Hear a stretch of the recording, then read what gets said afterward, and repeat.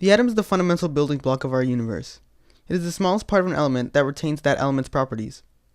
There are three subatomic particles that make up an atom. The nucleus is the atom's positively charged center, composed of protons and neutrons. A proton is a particle with a positive charge.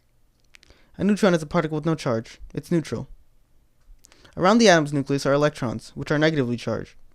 Electrons are arranged in shells, and their polar attraction to the positively charged nucleus is what holds the atom together. An atom's number of electrons is always equal to the number of protons.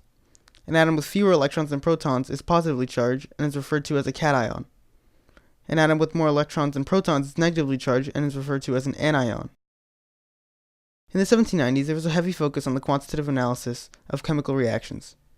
With improved balances, scientists were able to more accurately measure the masses of elements and compounds, leading to the discovery of three universal laws. The first of these laws is the law of conservation of mass, which states that both physical and chemical changes incorporate all particles involved. This means that matter cannot be created nor destroyed, only reoriented. In photosynthesis, the glucose and oxygen contain the same atoms in the 6 molecules of water and 6 molecules of carbon dioxide used to make them. The law of definite proportions states that a chemical compound consists of the same elements in the same relative amounts. For example, the molecules of sodium chloride, or more commonly known as table salt, are made up of 1 atom of sodium and 1 atom of chlorine. In this particular compound, the mass of sodium chloride is always 39.34% sodium and 60.66% chlorine, whether in 1 gram or 1,000. The law of multiple proportions states that if the same collection of elements are used to make several compounds, the ratio of the second element's masses can be represented as a ratio of small whole numbers, provided that the first element's mass is constant. For instance, the two elements carbon and oxygen are capable of combining to make two compounds, carbon monoxide and carbon dioxide. For every gram of carbon and carbon monoxide, there must be 1.33 grams of oxygen. For every gram of carbon and carbon dioxide, there must be 2.66 grams of oxygen. In both cases, the amount of carbon present is constant. The key focus in this law lies in the mass of oxygen, which is proportional. When you divide 2.66 by 1.33, you would arrive at a quotient of 2. This correlates with the fact that carbon dioxide contains twice as much oxygen, comparative to the amount in carbon monoxide. In 1808, English schoolteacher John Dalton came up with his own explanation for these laws. Dalton's atomic theory is summarized in the following statements. All matter is composed of tiny building blocks called atoms. This statement supports ancient Greek philosopher Democritus' idea that our universe is made up of tiny particles. Atoms of a particular element are identical in all intensive properties, such as mass and size, and that these features vary from element to element. This states that each element of carbon in a piece of charcoal is identical to the one next to it. Today, we know this to be false.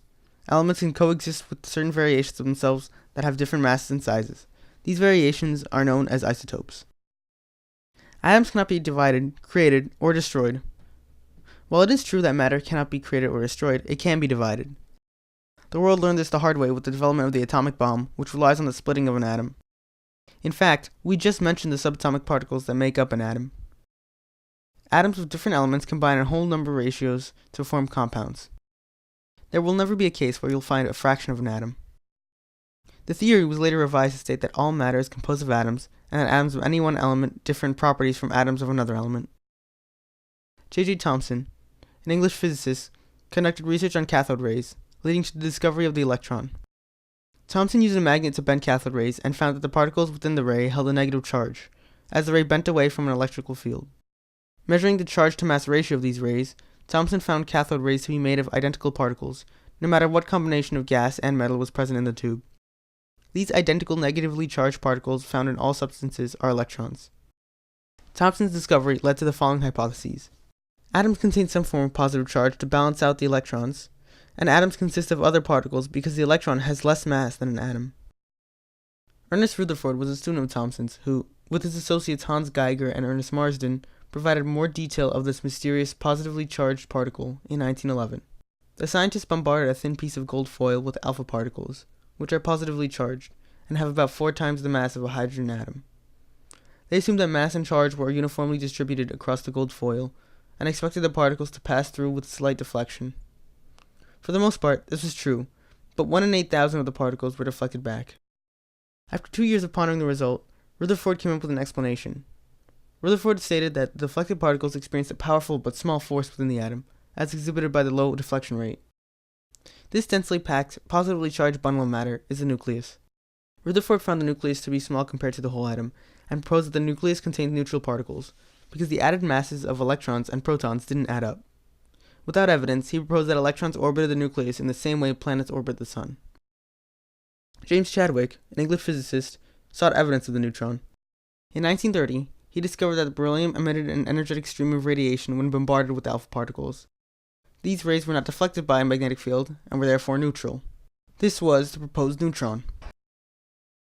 When we notate an atom, we use the atomic number to represent the number of protons in the atom.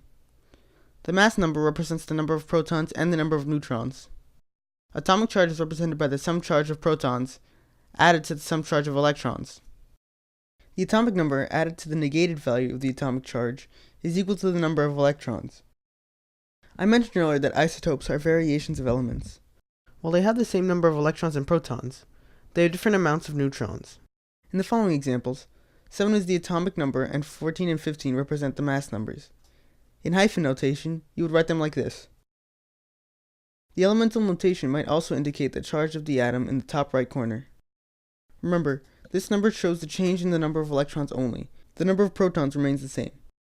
A cation of carbon with a positive 3 charge will have 3 less electrons than usual, and an anion of carbon with a negative 3 charge will have 3 more electrons. Mass number is important when talking about a specific element in general. An element's atomic weight is the weighted average of all the isotopes of that element that exists in the universe. In this example, we multiply each atom's mass in the atomic mass units by its respective abundance. The sum of these numbers is what you'll see on the periodic table for the element's atomic weight. So to recap, we learned that an atom is made up of protons, neutrons, and electrons, as well as what experiments led to the discovery of these particles. We also went over atomic theory, notation, and weight. The next video will be on the periodic table and its organization, and you can find a link to all my chemistry videos in the description.